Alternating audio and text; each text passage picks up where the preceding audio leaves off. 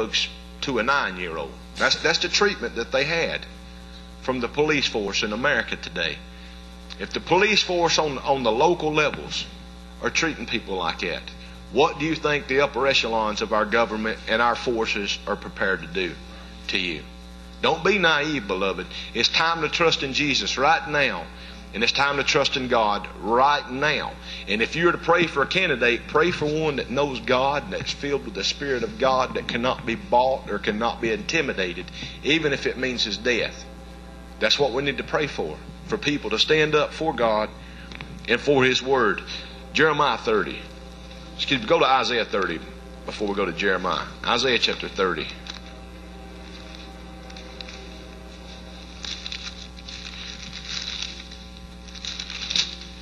It is a sad day in American history. You know, when you hear that train go by, it reminds me of a book Erwin Lutzer wrote, 7 Things America Can Learn from Nazi Germany. When they were in the churches in the Christian nation, Germany, and the trains were going by, hauling off Jews to concentration camps. And they said, the old preacher that was preaching at the church said that, at first they'd sing louder when they heard the trains coming, so that they didn't have to hear the train cars go by, knowing that they were loaded down with Jewish men, women, and children going to concentration camps all over Europe. But they knew what was going on. But yet they stayed silent, and they sang in their churches, and they sang out of their hymnals louder, and thinking that if they didn't interfere with the outside world, that it was not going to affect them. Well, you tell me, have they been affected? Because their blood and the guilt of them is on their hands. We're at the same place today, church. We're at a crossroads to where this country, no doubt in my mind, is going to go down, because God has prophesied all nations are going to turn their backs on Israel. And we know what happens to all nations turning their backs on Israel. All nations are decimated. We know this. But like I've said 1,000,000 times, what side you stand on, it matters. What side you choose to stand up for, it does matter. It matters to God, and it also matters to what your future is going to be. Yes, you could get locked up. I know people hate to think about getting their lifestyles inconvenienced. You could be killed. Good chance of it, you could be killed. There's concentration camps all over America built right now that's empty, sitting there waiting for somebody. And I guarantee you it's not people from other countries going to be shipped in here. It's for Americans. Don't be deceived. And it's specifically for Bible-believing Americans, because you pose a threat, just like Christ did, because you have this thing called the truth. And the darkness hates the truth. The dark hates the light. Isaiah 30, beginning verse 1. Woe to the rebellious children, saith the Lord, that take counsel, or they take advice, but look what he says, but not of me, and that cover with a covering, but not of my spirit, that they may add sin to sin, that walk to go down into Egypt, and have not asked at my mouth to strengthen themselves in the strength of Pharaoh, and to trust in the shadow of Egypt. Or he says, they're going down, they're going seeking their help, and they're going seeking their strength from another country. They're not asking me. They're not calling out to me. What is even Israel doing today? Israel's depending on the United Nations to negotiate peace, which we know this is going to come to pass. But where should Israel be crying out to? To God Almighty. Benjamin Netanyahu, he should be on the TV every time he gets a chance, praising God, glorying God, calling out for His miraculous intervention. But instead, he's trusting in America, and he's trusting in the United Nations to do the right thing. Well, history has showed that when the countries of this world unite, they do anything but the right thing. They do anything but the right thing. But these things are going to come to pass. It's just showing you that people's trust and where they're calling out for help is in the wrong place. I love Benjamin Netanyahu, but he's got his trust in the wrong place. And it has to be that way, because he's got one mission that he wants to fulfill during his time in office. He wants to rebuild the temple. And yeah, I have no doubt either the temple will be rebuilt by him. I think he's going to be the one that brings it into play. Too much talk about peace, Too much things taking place. Israel's too much on the front lines. Too much in everybody's eyes. Little bitty old splinter of a nation in the middle of the Mideast. You can't even see it. The state is so little that you have to write Israel up away from it. On the map, you can't even write the word Israel in there legibly. So you have to write the name Israel and draw a little mark to it. It's that small. But yet, everybody's got their eyes on it.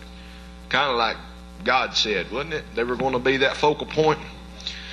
Verse 3 says, therefore shall the strength of Pharaoh be your shame, and the trust in the shadow of Egypt your confusion. For his princes were at Zoan, and his ambassadors came to Hanes, and they were all ashamed of a people that could not profit them, nor be any help nor profit, but a shame, and also a reproach.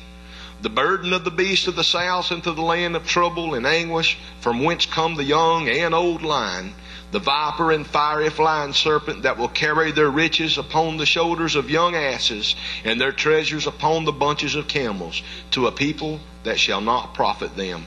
For the Egyptians shall help in vain, and to no purpose. Therefore have I cried concerning this. Their strength is to sit still.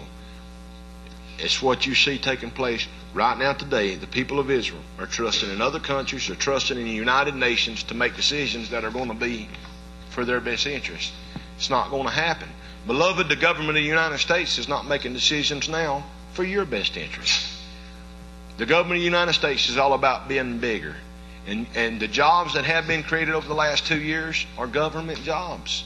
Used to, you could drive down the roads and you might see a government vehicle once a month. You can't drive through Birmingham today. If you drive up and down the interstate systems, up these corridors, if you spend any time on them at all, I guarantee you'll see 10 or 15 government vehicles on them. Unmarked vans, trucks, SUVs with government employees in them. So what's that tell you? The only jobs are government jobs. The ones that are increasing are government jobs. What can that mean for the individual that pursues freedom and justice and the pursuit of happiness? It can't mean anything good for you. Everything's having more things pointed at it. More of your rights and your freedoms are being attacked. The new thing is this green movement, green energy. You know, you think, well, on the outside, well, that sounds good. We need to take care of our planet and we need not to pollute. And you've heard me say that before. I believe that too. But it's going to be to our demise, because it's just another means to control you with. Just another way to try to surround you, to hold you down, to where you have to spend your money because you make more carbon footprints than some barefoot does in Zimbabwe. You'll have to buy carbon footprints from them. They're going to tax you because of what you do to this earth, because you're here and you're breathing and you're living. That's in their plans. It's in their books. This is not I know it sounds, if it was not true, it would make a good movie if it were not true. But beloved, this is the truth. This is what's taking place. And people don't never hear about it. And quite honestly, we're too lazy to look into it on our own, so we're unaware. We're oblivious of that buzzsaw that's coming right down the pike. Some of us are not. Some of us have knowledge but won't share it. Won't tell anybody of the dangers that are coming, that they see, that they discern in their spirits. And God will hold us responsible for that. What we read this morning, it's a fearful thing to fall in the hands of living God. Flip over chapter Isaiah 31. Isaiah 31, beginning into verse 1. Isaiah 31, beginning in verse 1. Woe to them that go down to Egypt for help and stay on horses and trust in chariots because they are many, and in horsemen because they are very strong. But they look not unto the Holy One of Israel, neither seek the Lord. Yet he also is wise and will bring evil, and will not call back his words, but will arise against the house of the evildoers, and against the help of them that work iniquity. Now the Egyptians are men, and not God, and their horses flesh, and not spirit.